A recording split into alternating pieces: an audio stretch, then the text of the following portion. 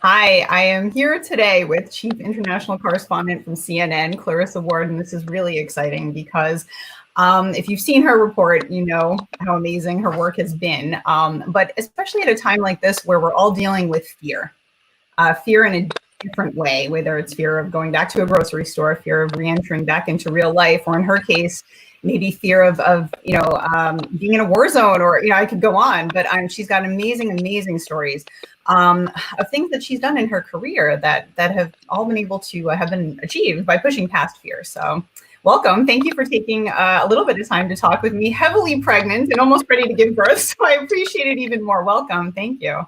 Thank you so much for having me. And I apologize in advance. I have a 2-year-old downstairs, and yeah, I'm about 10 days away from my due date. So hopefully this will go smoothly. But no, it's my pleasure. Thank you, Gabriella. Thank you. And I think we can all be very forgiving about the children running around the house. So we get it. All right. So fear gets in the way of a lot of what we want to do, and especially right now at the moment. And was there a significant moment in your life, or were you just kind of born this way? Or was there something that maybe compelled you to feel that you had to tell these stories in such a broad way? I think that like one of the common misconceptions about fear, just to touch on that, is that that I don't have it, or I'm so gutsy, or no, like fear is there a lot with me. And whether it's navigating life in lockdown in some ways, or whether it's being in Aleppo, Syria, and bombs are falling. And I think that what you learn to do doing the job that I do, and maybe this has helped me get through crises at home as well, is you kind of learn to just like embrace and accept fear. Fear is natural. Fear helps us, it educates us, it informs us. It can also impede and inhibit us, and we can't let it take over. But to try to fight it so hard is also not healthy. Sometimes it's good to just accept that you're feeling fearful, accept that you can't control the universe, and kind of just try to ride the wave instead of fighting it so hard the whole time. So I think it's a really natural time right now, with all the instability between the pandemic and then this huge social justice movement like erupting across America and across the world, and all this political divisiveness and sort of dehumanizing language. It is really natural to be a little fearful right now. And I think instead of being so like embarrassed about it or ashamed of it, or trying, as I said, to suppress it all the time, sometimes it's okay just to like hand it over to the universe and be like, you know what, I am anxious about this, and this is freaking me out a bit, and then it really helps you get into a better place to deal with it. And to push through it anyway. Now I'm gonna, I guess, dive deep into one of the most extreme situations I had seen you in, and you embedded yourself with the Taliban. And you've spoken to radical extremists and all of that stuff. Where does one even begin to prepare for an experience like that? Because I think at the core, fear is the same, whether, as I mentioned, fear of flying or fear of anything. Yeah. Where do you begin with a task as extraordinary as that? Yeah, I think it's, everybody has different things that they're drawn to in this field. And some people are really drawn to like being on the front lines and the bullets are whizzing and the bombs are dropping. That's not my bag. I've done a lot of it. It sort of comes with the territory, but I don't love it. It makes me extremely nervous. I feel like I have no control or agency in that kind of situation. Where I excel, or where I like to sort of focus my energy, is on trying to build relationships or build trust with people or actors who are considered to be, bad actors, enemies, bad guys, terrorists, whatever you want to call them. And I think that requires a different kind of patience, because it can take months and months, or else it requires finding someone who has already got those established relationships. So in the case of the Taliban, I approached an Afghan male filmmaker who I have a huge amount of respect for, who is not sympathetic to the Taliban, but has made a lot of films about them, is respected by them for his fairness. And he was the one who kind of provided the entree and the introduction. And from there, it was a very lengthy process of, first of all, persuading the Taliban that it was going to be okay to have 2 Western women come into their territory after like basically a decade of almost no Westerners going into their territory. And then the even longer part of the process, honestly, was like persuading CNN that it was that it could be done safely. And it's kind of like cracking a safe. You're sitting there and you're gaming out every possible scenario. What do we do if this happens? What do we do if that happens? What's our evacuation plan? What's our medical plan if something goes wrong?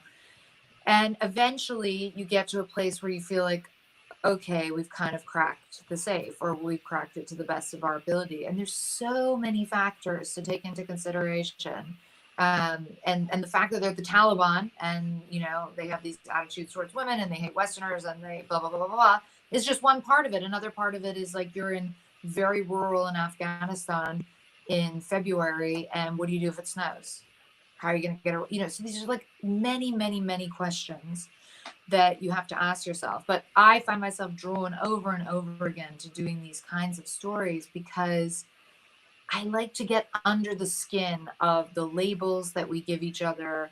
Like I said, whether that label is terrorist or militant or Islamist, or and really try to get a better understanding of what communities are like, how they live, how they're different from us, how they're similar to us, how they interpret and understand events. Because I think that what you learn from that exercise in listening, which is different to being just a mouthpiece, but is something that can be transferred back home as well, and to many different situations, to like allow yourself to not associate listening with people who you don't necessarily agree with as being a form of weakness. It's interesting because I think you need to often see the other side of the story to learn, to understand whether or not you agree with somebody. But that, I mean, even with racial tensions and stories that people are doing, how do you balance that when you're speaking to somebody that you obviously differ from, or that you know that most of the viewers would differ from in viewpoints? How do you stay calm and measured and and listen in those moments where you might be emotionally all over the place because you don't? Well, it's a really good question. I think it's a work in progress. I have noticed when I watch interviews, if the interviewer starts to lose their cool or like really start ragging on someone or taking a very aggressive stance, for me, the interview becomes very uncomfortable to watch, even if I'm inclined to sympathize with the interviewer. And some of the best interviews I have seen have been in situations where the interviewee, the subject, is unbelievably obnoxious or a total racist or whatever it may be, but the interviewer doesn't lose their cool. They keep probing, they keep pushing, they keep using knowledge and facts to just gently push back, push back, push back. So you can retain moral authority and a sense of control in the interview much better if you are not pouring your emotion into it, if you are using your head primarily and really focusing like a laser on what they're saying. Now, obviously, it's difficult when you're interviewing someone from the Taliban. You've been told by the Taliban that you're not allowed to ask political questions, and you're having a back and forth with them about civilian casualties, and this guy is looking at you like he wants to like punch you in the face because he can't believe you have the audacity to keep pushing back on him about it. But, you know, in the grand scheme of things, you sort of do the math and you're like, okay, the Taliban, if when they finally do agree to invite you into their territory and let you do this, and you know that you've gone through the correct channels and the upper echelons of the Taliban are aware, and the elders have brokered the deal, and they're not going to kidnap me or do something crazy just because I asked them tough questions. And you also have a little bit of wiggle room with like, I know that the person translating for me is not necessarily translating everything that's implied with my tone, maybe. And so between those, and you just think, okay, I have the element of surprise. I keep pushing on with it. And I have in somewhere in the back of my mind, a viewer in the US, wherever they may be, and I'm listening to them as well. And I know that, yeah, they're fascinated to see and hear more about the Taliban, but they're never going to forgive me if I go all this way and make this effort and find these people and sit down with them and don't push them on like really important issues like civilian casualties. Like there's no point. If you're not going to do the interview properly, then don't bother. But you don't need to be obnoxious. You don't need to be in their face about it. There is a way, and I've learned how to do this, particularly as a woman, interviewing a lot of extremists, to kind of keep pushing forward on your point, but without raising your voice and without losing your cool. It's amazing. It's extraordinary to watch. And you've been in a lot of places where it's visual. You can see bombs and you can see war and you can see refugees and all of that stuff. And I've seen you reporting during COVID, through COVID outside, and you're reporting on something that none of us can really see. We're relying on numbers and stats, but you're telling the story every day, but we can't actually see it if we don't know anyone who had it, or, you know, if we're sort of not really sure what's going on around us with it or how we should behave. Is that more challenging to talk about an unseen enemy than when you can see pictures? It's such a good question. I think it is more challenging. For me, it's more challenging because the kind of storytelling that I am drawn to is, you know, it's visual, it's visceral, it's human, it's palpable, it's real. And with COVID, as you point out, well, first of all, it's invisible, right? So the only places you can really get a sense of it are in hospitals or in care homes. And even in the hospitals, you know, there's so many rules, and a lot of them for very good reason, about how journalists can shoot, what they can shoot, who they can shoot. You can't show faces. You can't show, you know, like most hospitals have a huge amount of regulation around what kind of video material you can even really get from these places. So, and compounded by the fact that I'm heavily pregnant, which meant that, okay, I was happy to go out on the streets every day and do live shots, and that's fine. But I can't go into an ICU, you know, that's overrun with COVID. I just, like, for me personally, that just would feel irresponsible, given that I'm pregnant. So I do think it's very frustrating. I also think it's frustrating because the reality is I'm not a scientist and I'm not a doctor. And so, you know, I'm trying as hard as I can, like every other journalist, to educate myself to the best of my ability, to talk to all the experts, to familiarize myself with the central issues. But when it comes to that interview, that, like I was just giving you the example with the Taliban, like, I know how to push back. I know how to get the stats and the facts and figures and be like, well, actually, with this bombing, we know full well that the Taliban was behind it and however many civilians were killed. Very hard for me to push back against a scientist talking about a vaccine when I don't have that level of scientific knowledge to be able to really challenge them, or to really, frankly, understand when I do challenge them and they come back with this, you know, incredibly impressive sounding response. I don't have a good sense of how true or not it is. So I think there are a number of real challenges to reporting on COVID. I think that we're lucky to have people like at CNN, Dr. Sanjay Gupta and Elizabeth Cohen, who, and, you know, there's many more like them who are doing really incredible, important work and kind of educating all of us. And also being our kind of eyes and ears and looking out for us as journalists. But as a story, yeah, it's very frustrating. I think what you try to do is find the human angle and stay on that, and for someone like me. And but it's not easy, and none of us have ever dealt with anything like this. I mean, even people who covered Ebola, it's a totally different story. So we're all kind of making it up as we go along. Well, hopefully not making it up, but learning as we go along. Learning as we go. And yeah, I'm going to call you out because you said I'm heavily pregnant. I shouldn't go here, but you have a new book coming out, and I've read an excerpt. I pre-ordered it. I can't wait. Okay, but you talk about all of these things that you did while you were pregnant, and it's impressive.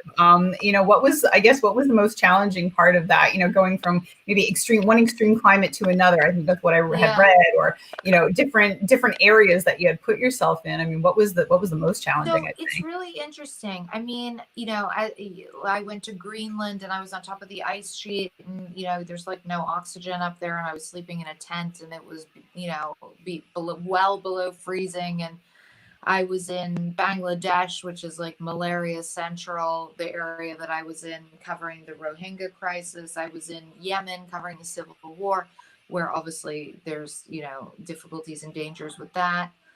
I got to tell you though, I mean, what I wasn't prepared for, the thing that kind of floored me, because I was prepared for the risks and I had really given them a lot of thought, and I was actually doing assignments that might sound a little more dangerous or dramatic than most pregnant women would embark on. But actually, when I'd really done the reading and gone to the hospital for tropical diseases, and I felt pretty comfortable that I wasn't taking any outlandish risks. But what I wasn't prepared for was to be sitting on the floor of a small house interviewing a woman whose son was dying of malnutrition in Yemen. And he was lying on the floor between us. And subconsciously, I reached out to just like touch his hair or something because he could barely breathe. And I just totally lost it. Like, I could not, I mean, even now I think of this little boy and it's like, I don't know if I always, of course, have felt a huge amount of like compassion for children, and it's never easy to see bad things happen to children in conflict zones. But pregnancy and now being a mother has made it like, it's just like your heart is outside of your body and you're so raw and you're so open. And that blew me away because I don't break down and start crying in interviews. That's not what I do. And it was embarrassing because the mother wasn't even crying and I'm the one crying and it's her son. And it really was an awakening for me that like, wow, it's not just your body that changes. It's not just your life that changes. And logistically, like, there's a shift in your heart space and in all of it. It's like, it's a profound, I had always sort of motherhood as like the least interesting thing you could do. I wanted to be a mother, but I was like, there's nothing, everyone's, whatever it is, 90% of the female population are going to be mothers, or 80%, or whatever it is. There's nothing extraordinary about it. And then you go through it and you're like, whoa. I mean, it's pretty profound. The sort of like the level of opening up and how that changes you emotionally and how much rawer everything becomes, particularly where children are involved. So that was the one thing that no amount of trying to crack the safe and making notes and talking to doctors, that none of it prepared me for that moment, feeling that little boy's warm hair underneath my hand and just completely just breaking down. I would probably break down right now from you telling me that story. So I couldn't imagine being there. And it once you become a parent, it's like nothing else in the world. And you've been through a lot, but I'm sure motherhood, doesn't quite compare to a lot of the things that you have dealt with. It's an extraordinary thing. But I think you get to see a lot of. I would love for you to leave us with something good, because we have seen nothing but rough, bad, challenging, scary for months now. Really. And I think I'm in tourism as my main business. And I think it's been hard for me to consistently remind people the world is still beautiful. Beaches are still there. The oceans are still there. Rainforests are still there. All of that. When everybody's terrified, maybe you tell us some of the good stuff that you have seen through this, or what you've seen recently, I think, look, change is always really painful. It's full of anxiety. It's full of challenge. It's unfamiliar. We're hardwired as humans to try to avoid it. But when you look at places, even coming out of the sort of spasms of a violent conflict or a war, and you see the integrity of some people, the generosity of spirit of some people, the commitment and dedication of some people, the willingness to sacrifice everything for an idea or a greater good, in spite of all that's been lost already, in spite of all the sadness and the tears that have been shed. And of course, there's no undoing the ugliness and the horror, and that's part of it too. But man, the ugliness and the horror also provide the contrast to see like these beautiful moments and incredible spirit from people. And so I think as painful and as difficult and as scary as what we are going through now is, there is going to be beautiful things will be born out of it, you know, and on every level, on the BLM level, on the pandemic level, like, this is tectonic plates shifting, but something new will come from it. There will be some kind of change, and it may be incremental. It may be difficult for a while ahead, but it will come, and I hope there'll be a kind of opening up that comes with that. That I think ultimately we'll be really, really grateful for. So I always tell people, just try to ride the wave, you know, just stay on the surfboard, ride the wave. It's a little scary, but it's happening. And this too shall pass, and whatever comes next, I'm sure there's going to be beauty in it. I really believe that. And I don't know when it will happen or how it will happen. But yeah. And you'll be there to tell us the great stories, I think, as well as the challenging. So tell us quickly before we go, you have a book coming out. Love to know about it. Yes. It's coming out in September. It's called On All Fronts, The Education of a Journalist. And, you know, really what it's about is, I think, my experiences as a young woman traveling in some of the most dangerous and difficult places in the world, and learning who I am through it as an American, as a woman, as a journalist. And also it's a tribute to, like, all the incredible people I've met along the way who didn't make it onto the evening news, but these, you know, like the story I just told you about Ahmed, this little boy sort of dying on the floor in front of, you know, that's not ever going to be on the news, but it was such a huge event for me. And so there's lots of stories like that. And I'm hoping that, you know, even people who are not really interested in news, you don't really need to be interested. It's a human story about very intense, often dramatic human experiences that I've had the privilege of witnessing, and lives that I've intersected with. But I also hope it'll give people just a little bit of escapism, you know, knowing we can't travel really right now. So, you know, people can live vicariously through some of my travels over the years, and hopefully we'll put some of this stuff in perspective as well. I cannot wait to read it. Thank you so much for spending 20 minutes with me. I appreciate it. And good luck with your arrival. Thank you. Take care. Bye.